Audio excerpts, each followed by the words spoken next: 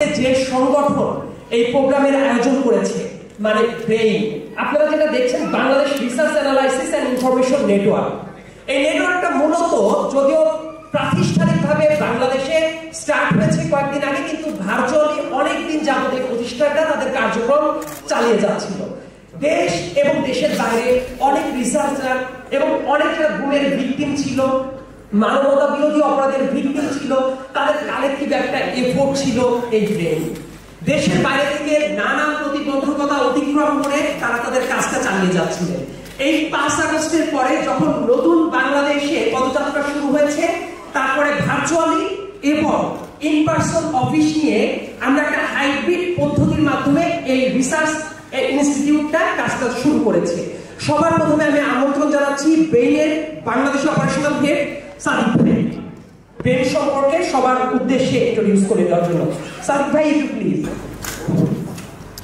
উপস্থিত সুধী মণ্ডলী, Bangladesh research analysis and information network ব্রেনের পক্ষ থেকে সবাইকে শুভেচ্ছা জানাচ্ছি, ধন্যবাদ জানাচ্ছি। আজকের শুক্রবারের ব্যক্তিগত দিনের সময় খরচ করে আমাদের অনুষ্ঠানে যোগ দেওয়ার জন্য কৃতজ্ঞতা জানাচ্ছি আলোচক বৃন্দ যারা উপস্থিত হয়েছেন সবার প্রতি।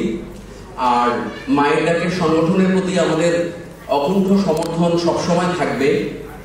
বিগত একটি জালিম একটি দানব সরকারের সময়ও যারা এই সাহসী পদক্ষেপ ক্রমাগত রেখে যাচ্ছিলেন সমাজে, যখন কথা বলা যেত না, যখন চিন্তা প্রকাশ করা যেত না, তখন আপনারা ক্রমাগত রাস্তায় দাঁড়িয়েছেন, সেমিনার করেছেন, মানুষকে আপনাদের স্বজন হারানোর কথাগুলো জানাতে পেরেছিলেন, যার ফলে হয়তো বা গুমের তীব্রতাটা কমে এসেছিল, কিন্তু গুম বন্ধ হয়নি।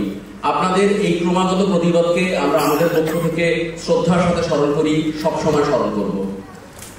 আমরা আমাদের এই সংগঠন বিভিন্ন সামাজিক সমস্যা এবং রাষ্ট্রীয় সমস্যা নিয়ে আমাদের মতো করে চিন্তা করে আমাদের নিজস্ব যে মতামতগুলো এগুলো সমাজে প্রকাশ করার জন্যই এই সংগঠনটি আমরা তৈরি করেছি। মূলত এখানে আলোচক যারা আছেন ওনারা গুমের ব্যাপারে বিস্তারিত কথা বলবেন।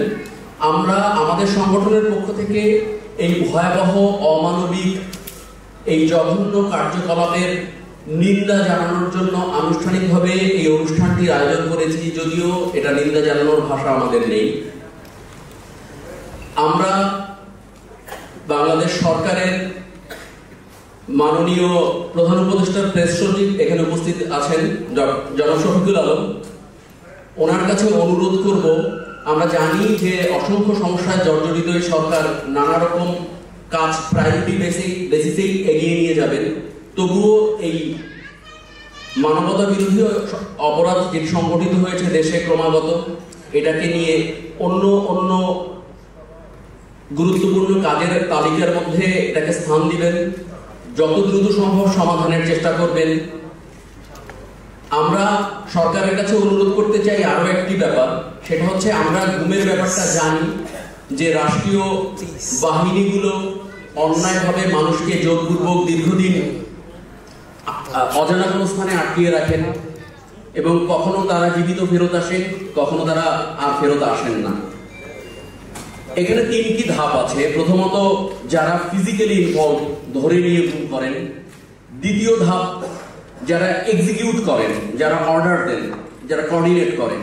কিন্তু এর বাইরে একটা গ্রে পার্ট আছে, হু আর দ্য ডিসিশন মেকার। এই ভয়ঙ্কর মানবতা বিরোধী অপরাধের এই মাস্টার প্ল্যানার কারা? কার মাথা থেকে আইডিয়া এসেছিল এই গুম করার?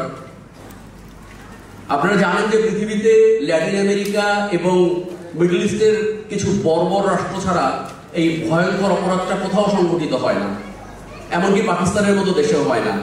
আপনারা জানেন যে ভারত অতটা আইন, আমি যেটাকে বলতে চাচ্ছি যে অ্যাডমিনিস্ট্রেটিভলি অতটা স্ট্রং একটা দেশ না, এখানে আইন তার নিজস্ব গতিতে অনেক জায়গায় ফাংশন করতে পারে না, কিন্তু তারপরে গুমের মতো ভয়ঙ্কর ঘটনাটাই বিশাল দেশটাতে ঘটে না।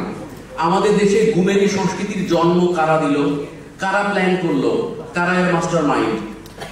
এই ব্যাপারটি সরকারকে খুঁজে বার করতে হবে। গুমকারীদের শুধু শাস্তি দেয়া নয়, গুমের এই পরিকল্পনা যারা করেছেন এবং যারা মাস্টার মাইন্ড ছিলেন বিহাইন্ড দ্য সিন, তারা কারা তাদের খুঁজে বার করা। তারা কি